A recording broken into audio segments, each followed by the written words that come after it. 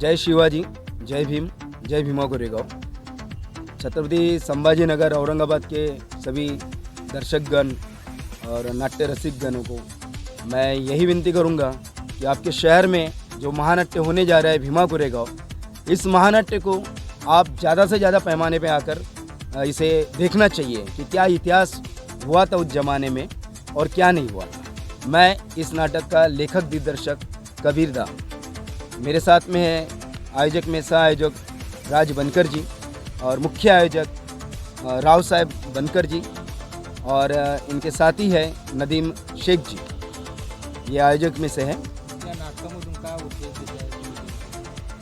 देखिए ये महानाट्य जो है मी मराठीत बोलण्याचा प्रयत्न करतो ना, ह्या हे महानाट्य मराठी हिंदीमध्ये आहे आणि ह्या महानाट्याद्वारे हम जो उस समय में जो घटा था कि क्यों एक लड़वैया जो समाज था, जो छत्रपति शिवाजी महाराज ने जो 18 पगड़ जातियों को तोड़कर एक मावड़ा नाम का एक शब्द दिए कि सब कोई मावड़े, जो भी स्वराज्य की रक्षण करने चाहेंगे वही एक मावड़ा है। फिर उसमें से एक मेन जो एक जमातें थी वो जो रायप्पा थे, जिसमें से जीवा महार थे।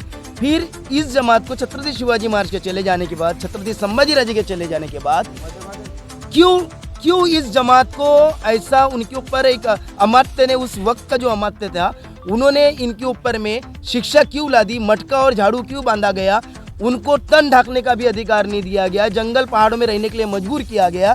तो ऐसा क्यों था? ताकि उनके इतिहास के नामो निशान मिट जाए कि वो कभी तलवारबाजी, सैनिक, तलवार चलाना ये उनका पेशा था। तलवार चलाना और तलवार बनाना, ये दो ही काम उनके तरफ थे। तो ये इतिहास को हमको ढूंढने निकाले और फिर 110 साल के बाद में कैसे कोई एक सिद्धनाक अपने आप को तैयारी करता है और क्यों वो मजबूर हो जाता है। पहले तो पेशवा के पास भी जाता है बट कोई मदद नहीं करता, तो कैसे वो मजबूर हो जाता है अपने बीवी बच्चों को रक्षा के लिए, अपने परिवार की रक्षा के लिए, समाज की रक्षा के लिए। गुलामी से आज़ादी का ये रण संग्राम है, मानव मुक्ति का ये रण संग्राम है। छत्रपति शिवाजी महाराज जी के साथ में जो भी कुछ गलत हुआ है वो सच्चाई दिखाने वाला ये रण संग्राम है भीमा कोरेगांव महानाट्य।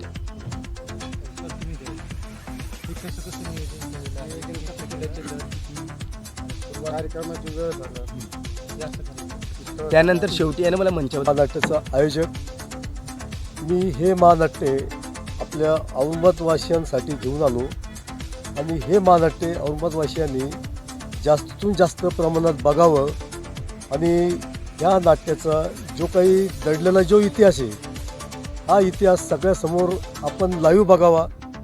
आणि हे महानाट्य घेण्याचं माझं कारण एवढंच आहे का जास्तीतून जास्त लोकांना ह्या खऱ्या गोष्टीबद्दल ज्ञान व्हायला पाहिजे, माहिती व्हायला पाहिजे।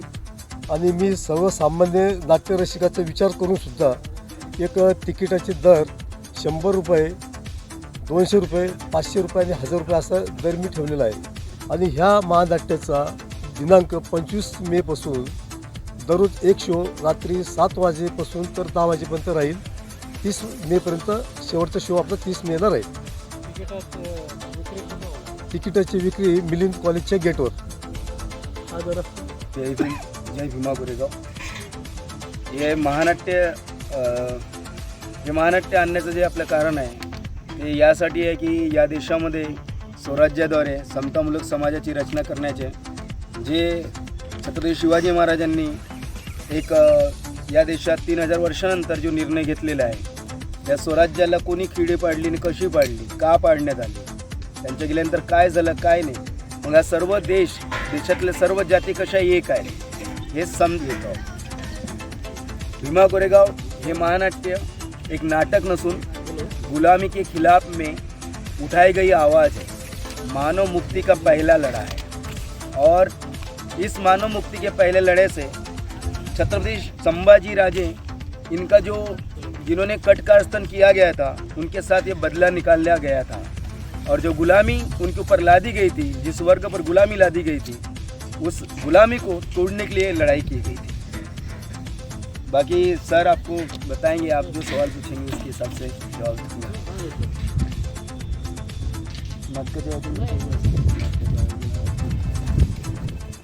सगळ्यांना सुप्रीम जय भीम, जय महाराष्ट्र। मी रावसाहेब बनकर या महानाट्याचा आयोजक।